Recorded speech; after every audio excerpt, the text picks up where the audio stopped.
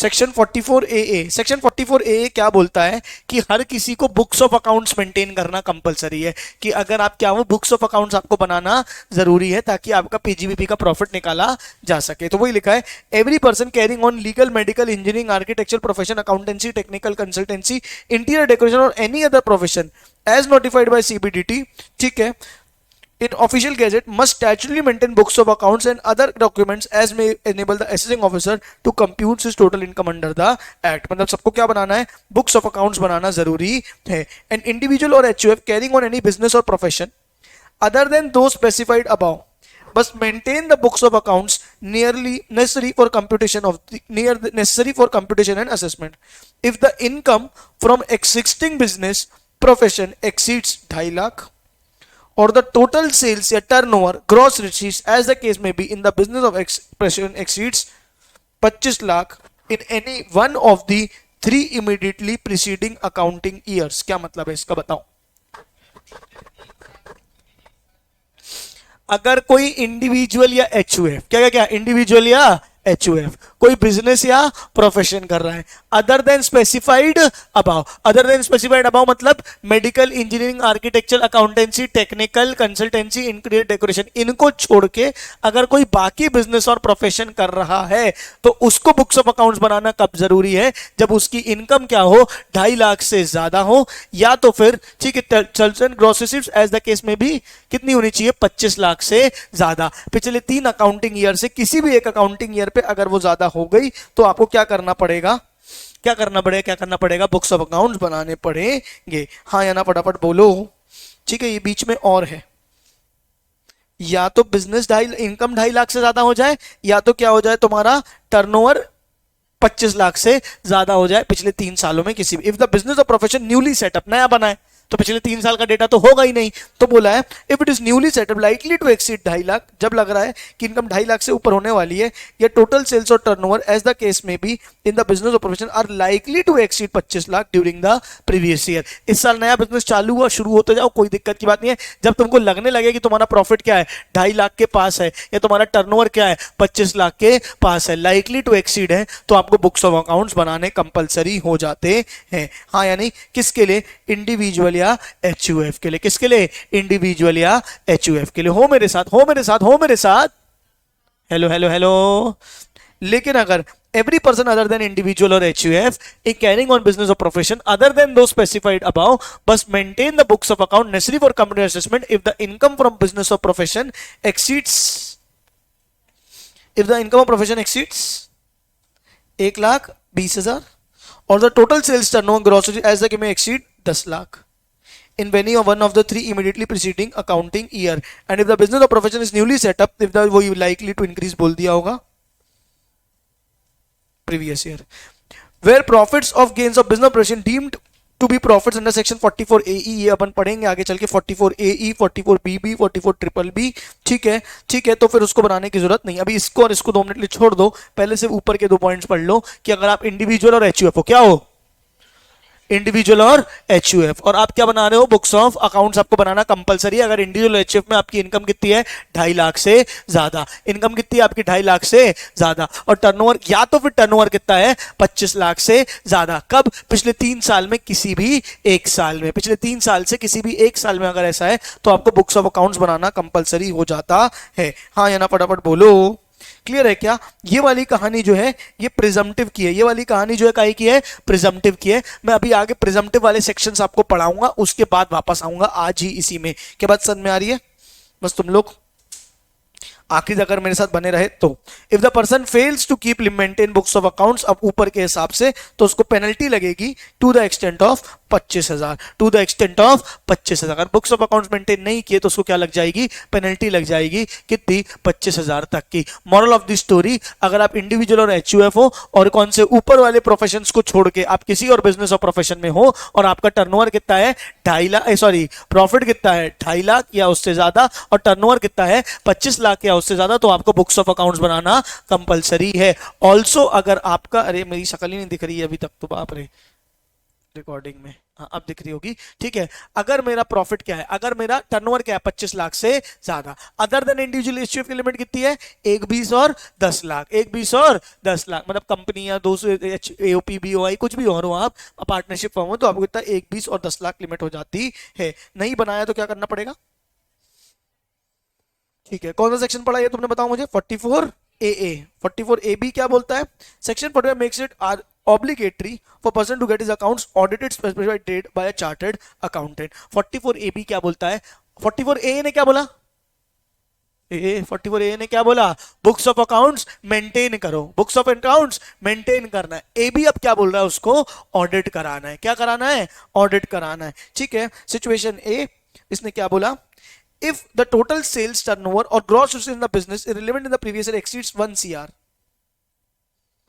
However, if the following conditions are satisfaction, then the higher threshold limit should be 10 crore be applicable to compulsory audit of books of accounts। बोलने का मतलब क्या है कि normally अगर आपका टर्नओवर कितना हो जाता है 1 सीआर से ज्यादा, आपका टर्नओवर क्या जाता है 1 सीआर से ज्यादा, तो आपको क्या करना पड़ेगा, बुक्स ऑफ अकाउंट्स ऑडिट कराना पड़ेगा। क्या कराना पड़ेगा, बुक्स ऑफ अकाउंट्स ऑडिट कराना पड़ेगा। इंपॉर्टेंट बात है सुन लो, सबके फोन आ रहे हैं, कहां जा रहे हैं सब लोग, सबके घर से फोन आने लगे, 12 बज गया, अच्छा समझा मैं, ठीक है क्या, 1 सीआर, यहां तक समझ में आया।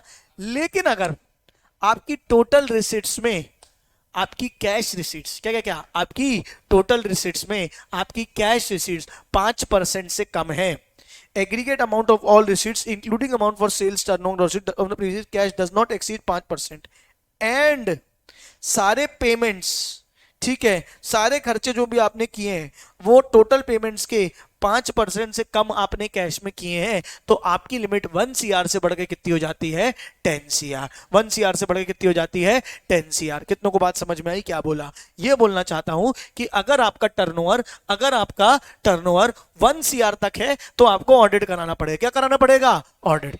लेकिन आपकी टोटल रिसीट्स का 5% से ज्यादा कैश रिसीट्स नहीं है और टोटल पेमेंट से ज्यादा 5% से ज्यादा कैश पेमेंट्स नहीं है, मतलब विद इन 5 लिमिट्स आप कैश पेमेंट्स और कैश रिसीट्स करते हो, कम से कम कैश रिसीट और कैश पेमेंट करते हो, तो सरकार ने आपको बेनिफिट दिया है 10 करोड़ तक ऑडिट मत कराओ, 10 करोड़ के बाद ऑडिट कराना। मतलब मॉरल ऑफ द स्टोरी ये है कि सरकार क्या करना चाह रही है, बैंक ट्रांजैक्शंस को बढ़ावा देना चाह रही है कि लोग कैश में ट्रांजैक्शन कम करें ताकि अकाउंट फॉर करना आसान हो। क्या बात समझ में आ रही है, तो फिर आपको ऑडिट कराना जरूरत नहीं है 10 करोड़ तक। हाँ या ना फटाफट बोलो।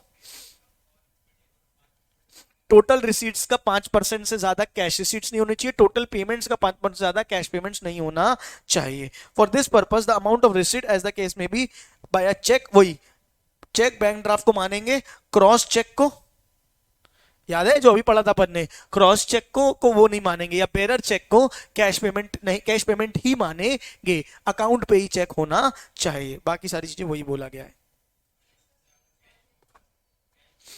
क्या, किसका, इसका, क्यों किताब में नहीं है, किताब नहीं मिली क्यों, अरे आ गई है, कल आई है शायद से, कल या कल टैक्स में नहीं, ये भी आ गई है तुम्हारी शायद से, जितना मुझे याद आ रहा है। एक बार पूछना कल दीदी से, कल ही मिल जाएगी तुमको।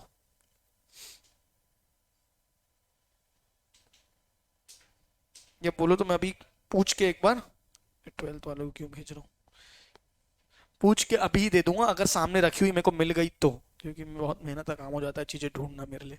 यहां तक समझ में आया। हाँ, अगर आपने प्रॉफिट अंडर सेक्शन 44 एडी लिया है, क्या लिया है 44 एडी, हमने 44 एडी अभी पढ़ा क्या, नहीं, हम आगे 44 एडी पढ़ने वाले हैं। अभी हमने क्या पढ़ा सबसे पहले 44 ए, अभी हम क्या पढ़ रहे हैं 44 ए बी। अगर where a person declares profit any gains or provision under section 44 AD and his total turnover gross business does not exceed 2 crore in the previous year the provision of tax audit is not applicable. मतलब जिसने 44 AD लिया है, क्या होता है 44 AD हम पढ़ने वाले हैं, उसको 2 करोड़ तक क्या करने की जरूरत नहीं है, ऑडिट कराने की जरूरत नहीं है। Does not 2 crore in the previous year the provision of tax is not available, मतलब ऑडिट कराने की आवश्यकता नहीं है। कितनों को समझ में आ गया, क्लियर है। In case the assessee covered under 44 ए, एक काम करते हैं 44 ए 44 एडी, इसको भी अपन 2 मिनट स्किप करेंगे, ठीक है।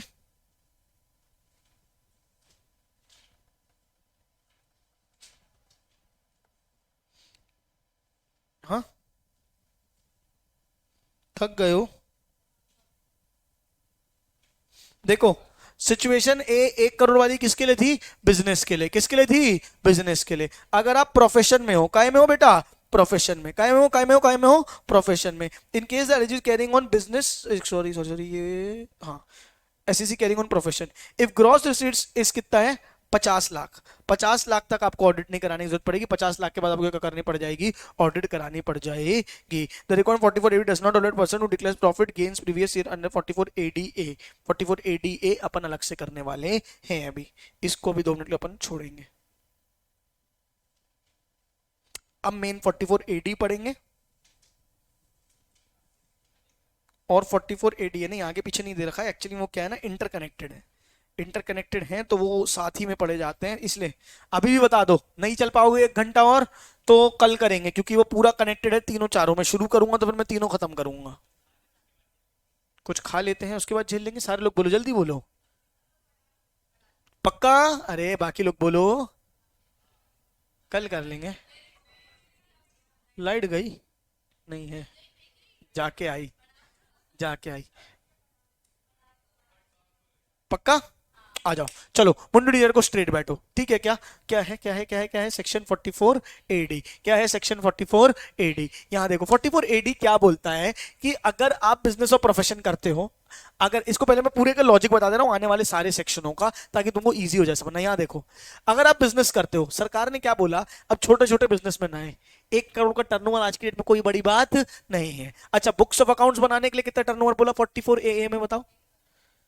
ठीक है, 1 करोड़ के बाद तो ऑडिट कराने बोला। 1 करोड़ के बाद तो क्या कराने बोला? ऑडिट कराने बोला। अगर 2.5 लाख का प्रॉफिट और 25 लाख का टर्नओवर, तो क्या बनाने पड़ेंगे? Books of account. 2.5 लाख का प्रॉफिट साल भर में कोई बड़ी बात है क्या? 20,000 रुपए महीना।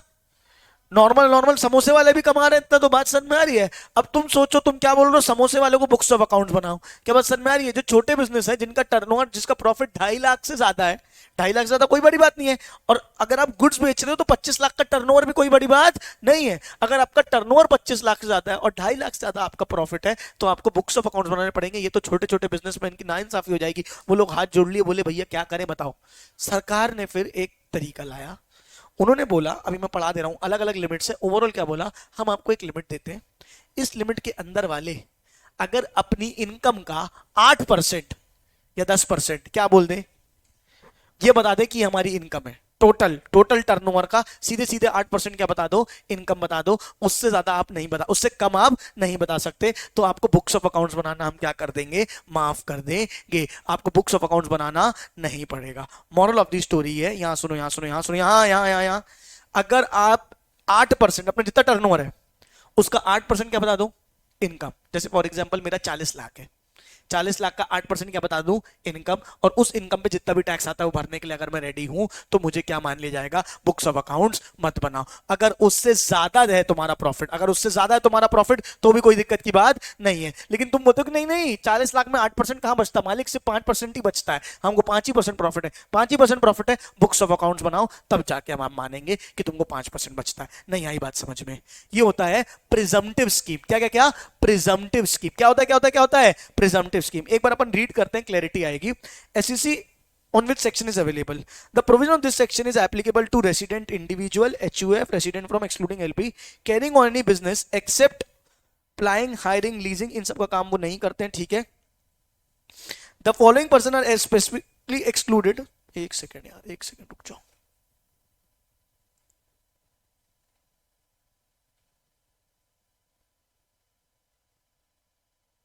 बहुत घुमा घुमा के दिया है इनने एक्चुअली में। ठड़ा ठड़ाड़ा ठड़ाड़ा ठड़ाड़ा ठड़ाड़ा ठड़ाड़ा ठड़ाड़ा, एक सेकंड रुकना।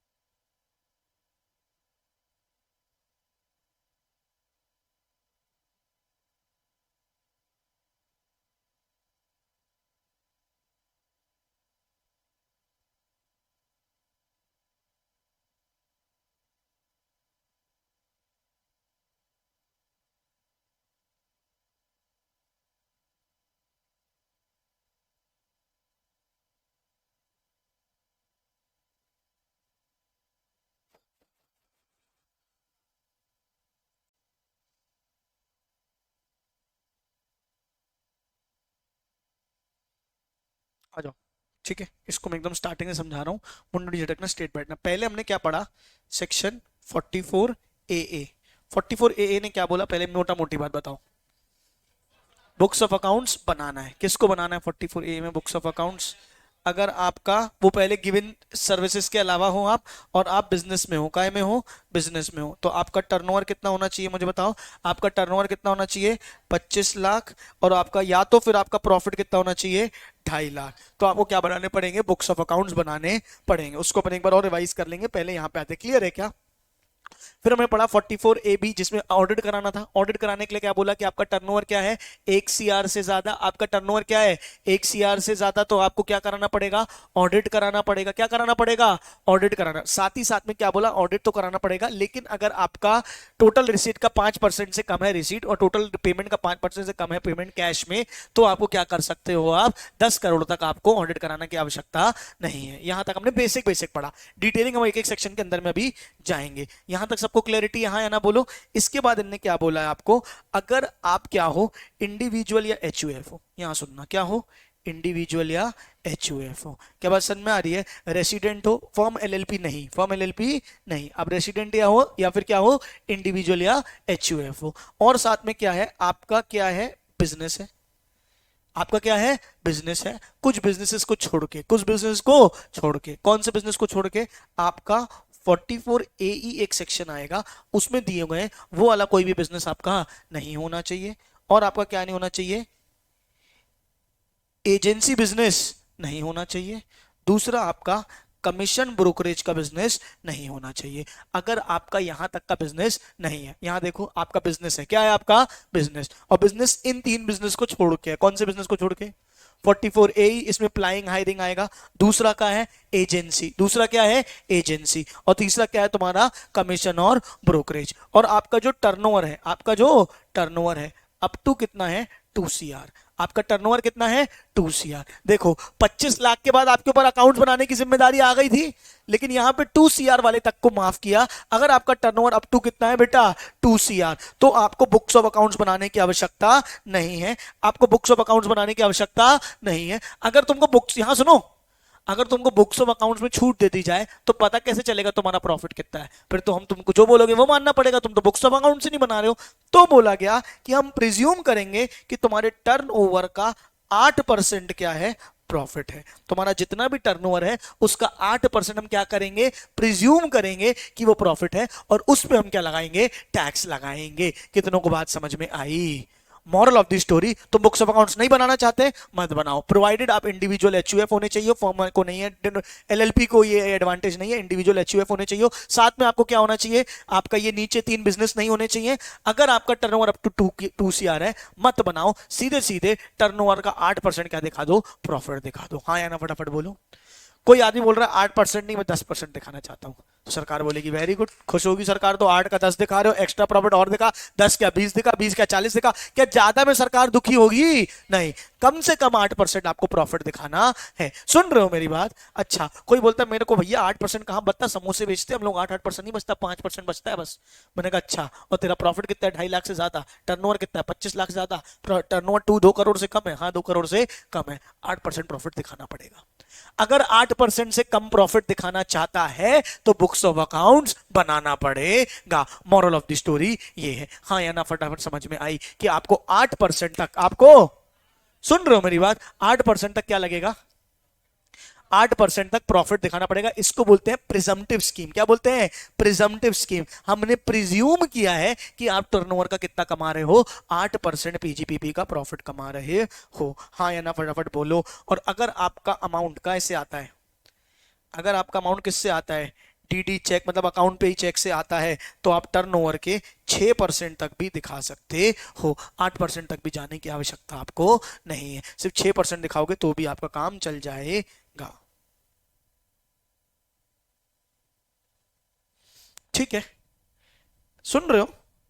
बहुत तगड़ी चीज बताई यहां तक मैंने। क्या क्या बताया आपको, क्या बताया, क्या बताया, क्या बताया? आप क्या हो, इंडिविजुअल एचयूएफ। ये सारे बिजनेस को छोड़ के आप बिजनेस हो, और आपका टर्नओवर कितना है, 2 CR तक। कितना है, 2 CR तक। आपको टर्नओवर का 8% क्या दिखाना पड़ेगा, प्रॉफिट दिखाना पड़ेगा। क्या दिखाना पड़ेगा, 8% तक प्रॉफिट दिखाना पड़ेगा। और अगर आपका पूरा पैसा काय में आता है, कैश में, सॉरी अकाउंट पे ही चेक में, पूरा पैसा काय में आता है, अकाउंट पे ही चेक में, तो चल जाएगा। 8 की जगह तुम 6 भी दिखाओगे तो भी क्या हो जाएगा, चल जाएगा। बात समझ में आ रही है? अब इसको प्रैक्टिकली समझो। कोई सब्जी वाला है, कोई समोसे वाला है, जिनका है अच्छे अच्छे बिजनेस होते हैं समोसे वालों के भी, क्या बात समझ में आ रही है ना? अब उनका टर्नओवर है 25 लाख से ज्यादा साल भर का, हो सकता है, तो क्या उनको बुक्स ऑफ अकाउंट बनाना जरूरी है? नहीं। वो यहां तक क्या करेंगे, प्रिजम्पटिव स्कीम उठाएंगे। क्या उठाएंगे? प्रिजम्पटिव स्कीम उठाएंगे। टर्नओवर कितना दिखाएंगे? 2 CR तक। टर्नओवर कितना दिखाएंगे? 2 CR तक। और वो क्या करेंगे, जितना भी होगा उसका 8% क्या भर देंगे, टैक्स भर देंगे। 8% क्या बता देंगे, प्रॉफिट बता देंगे। 8% क्या बता देंगे,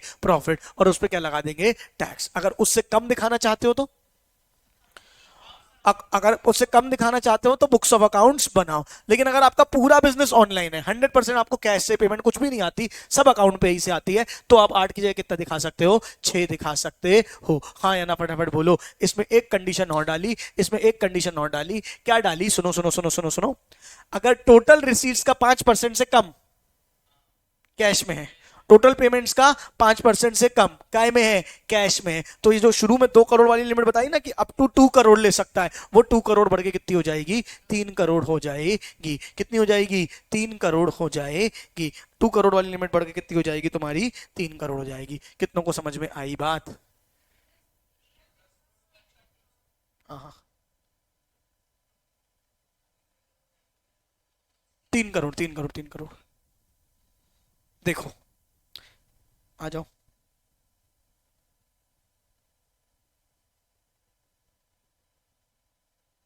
सेक्शन 44AD, सेक्शन 44AD। आप कौन होने चाहिए? रेसिडेंट होने चाहिए। रेसिडेंट, इंडिविजुअल, HUF, फर्म को भी अलाउड है, एक्सक्लूडिंग LLP। LLP को अलाउड नहीं है, ठीक है। प्रोवाइडेड उनने डिडक्शन नहीं लिया होना चाहिए। Who has not claimed deduction under section 10AA और 80IA टू 80RRB, मतलब इन सेक्शंस का उन्होंने बेनिफिट नहीं लिया होना चाहिए। क्या बात समझ में आ रही है?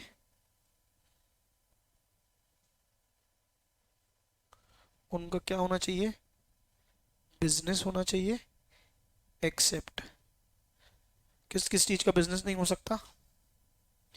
सेक्शन 44AE वाला बिजनेस नहीं हो सकता, ठीक है। एजेंसी बिजनेस नहीं हो सकता, और कमीशन ब्रोकरेज वाला बिजनेस नहीं हो सकता। क्लियर है क्या? और उनका टर्नओवर कितना होना चाहिए? अप टू 2 CR, तभी वो ये बेनिफिट ले सकते हैं। क्लियर है? ये अमेंडमेंट है जो इसके बाद है। If amounts received during the year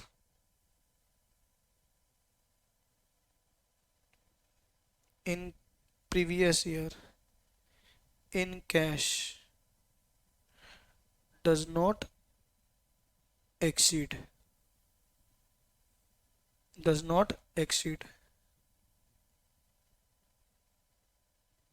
5% of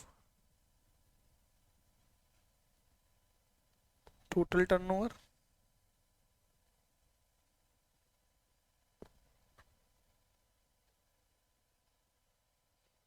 अगर टोटल रिसीट 5% और टोटल टर्नओवर से ज्यादा नहीं है, एक्सपेंस वाली बात नहीं है, सिर्फ टोटल रिसीट वाला है, then turnover up to 3 CR is allowed.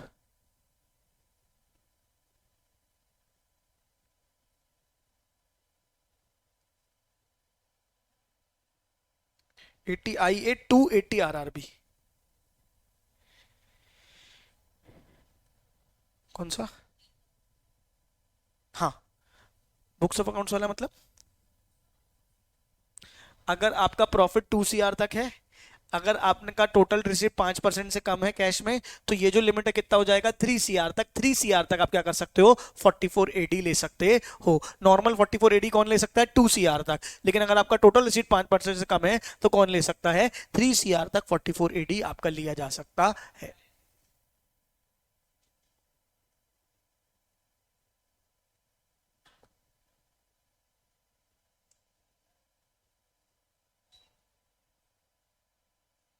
यहां तक हो गया। आपकी प्रिजम्पटिव इनकम कितनी हो जाएगी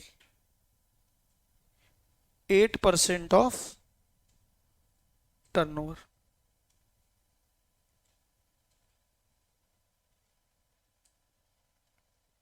if turnover is realized by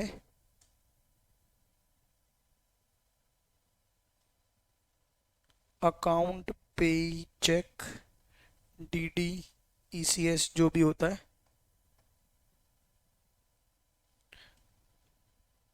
up to the date of return filing, मतलब रिटर्न फाइलिंग की डेट तक पूरा पैसा टर्नओवर आपने क्या ले लिया है रियलाइज कर लिया है। तो कितना हो जाएगा बताओ टर्नओवर का 6% तक प्रिजम्पटिव इनकम हो जाएगा। आज तो मैं क्वेश्चन कराऊंगा, अब क्या कराऊंगा, अब हो गया। कल दोपहर को एक्स्ट्रा क्लास लगा दी सारी क्लासेस के बाद क्वेश्चंस की। तो अब जीवन में कुछ ना कुछ तो होता है बेटा, वो तो रहेगा ही, जीवन में पूरी जिंदगी चलेगा वो तो। अच्छा हाँ चलो कल मेरे को एक्स्ट्रा टाइम मिल जाएगा ना, कल शायद साक्षी मैम की क्लास लेट लगेगी तो मैं फिर लगा लूंगा। लगेगी लेट लगेगी 1 घंटा, तो मैं 1 घंटा ज्यादा ले लूंगा। हाँ हाँ हाँ हाँ हाँ up to the date of return filing DDECS electronic clearing system. सुबह जल्दी बुला लेंगे अकाउंट पे। चलो चलो चलो चलो लड़ाई लड़ाई नहीं लड़ाई नहीं, यहां तक समझ में आ गया सबको। इतना आपका क्या मान लिया जाएगा 44 AD, क्या मान लिया जाएगा 44 AD। अगर इससे कम दिखाना है तो, अगर इससे कम दिखाना है तो बुक्स ऑफ अकाउंट्स बनाओ, और 1 CR से ऊपर इनकम है तो फिर ऑडिट भी कराओ। क्या बात समझ में आ रही है। एक्चुअली मैंने ये दो सेक्शन मिक्स करके लिखवाए मैंने तुमको, तुम समझ रहे हो। वहां क्या बोला था कि बुक्स ऑफ अकाउंट्स कब तक नहीं, कब बनाना है 1 CR के बाद, कब बनाना है 1 CR के बाद। उसी के बाद लिखा हुआ था अगर 44 AD ले लेते हो, 44 AD ले लेते हो तो ये बेनिफिट 2 CR तक आपको मिल सकता है कि 2 CR तक आपको नहीं लेना पड़ेगा। तो जिसने भी 44 AD लिया है, जिसने भी 44 AD लिया है वो 2 CR तक क्या कर सकता है बुक्स ऑफ अकाउंट से बच सकता है। लेकिन जैसे 2 CR से ज्यादा हो गया, जैसे 2 CR से ज्यादा हो गया 44 AD खुद ही लैप्स हो जाएगा, प्रिजम्पटिव इनकम तुमको मिल ही नहीं सकता, तुमको सीधे सीधे क्या करनी पड़ेगी बुक्स ऑफ अकाउंट्स बनानी पड़ेगी। क्या बात समझ में आ रही है। बस ये बेनिफिट 3 करोड़ तक हो सकता है अगर क्या हो 5% से ज्यादा आपकी कैश रिसिट्स ना हो। तो कितनों को समझ में आया ये कहानी। मुझे लग रहा है कि आज 44 AD ही करा पाऊंगा, AE तुम लोग नहीं झेल पाओगे, थोड़ा अलग है वो। 44 AD रीड करा देता हूं।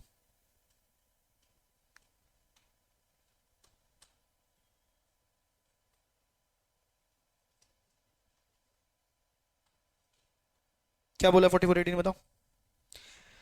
आप क्या होना चाहिए resident HUF resident firm excluding carrying on the business except plying hiring, ये वाला काम मतलब ये 44 AE वाला काम है। आपने 10AA 6A की डिडक्शन आपने नहीं लिए हैं। Person not eligible for presumptive tax, किस किस को नहीं मिलेगा specifically exclude. A person carrying of business और profession 44AA legal medicine engineering profession ये वाला कर रहा है जो उसको नहीं मिलेगा।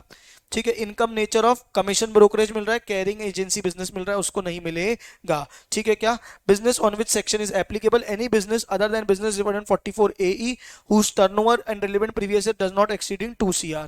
In case SEC carrying on business other than business 44AE whose gross receipt does not exceed 3 crore, अगर टोटल रिसीव 5 करोड़ तक है तो, वही मैंने आपको बताया अभी यहाँ पे। ठीक है। क्या income computed under presumptive scheme एसम इक्वल टू 8%, आपको टर्नओवर क्या दिखाना पड़ेगा, प्रॉफिट दिखाना पड़ेगा, ठीक है। पीजीपीपी में आपको सीधे सीधे इनकम मान लेनी पड़ेगी, ठीक है। 8% की जगह 6% ले लिया जाएगा अगर टोटल टर्नओवर आपका किससे आया है, इस मोड से आया है। नो डिडक्शन, अच्छा अगर आपने सीधे सीधे इनकम ले ली, 8% सीधे सीधे क्या ले ली, इनकम। अब आप इनकम के बाद बोल रहे हो हमको डेप्रीसिएशन माइनस करने दो, हमको ये माइनस करने दो, क्या कोई भी खर्चा माइनस करने मिलेगा? अरे यार 8% इनकम बोल रहा हूं, खुद ही बोल रहा हूं इनकम, तो कोई खर्चा माइनस करने नहीं मिलेगा। तो वही बोला है, no deduction shall be allowed to all to the SSC under section 30 to 38, salary interest paid to partners shall not be allowed deduction subject to the condition limit specified under 40 ये salary वाला मैं आपको अलग से पढ़ा दूंगा। Mainly ये समझो कि 30 से 38 तक के खर्चे, 30 से 38 तक के खर्चे क्या होंगे, अलाउ नहीं होंगे, क्योंकि सीधे सीधे आपने क्या बना दिया है, पीजीपीपी की इनकम बना दी है। कितनों को समझ में आ गया? पक्का आया? एक काम करते हैं, आज इतना ही कर रहे हैं, बाकी का अगली क्लास में करेंगे। 44 AD बाकी का मैं आपको नेक्स्ट क्लास में पढ़ाऊंगा। चल जाएगा क्या? हाँ ना बोलो बच्चों। आज की सभा समाप्त।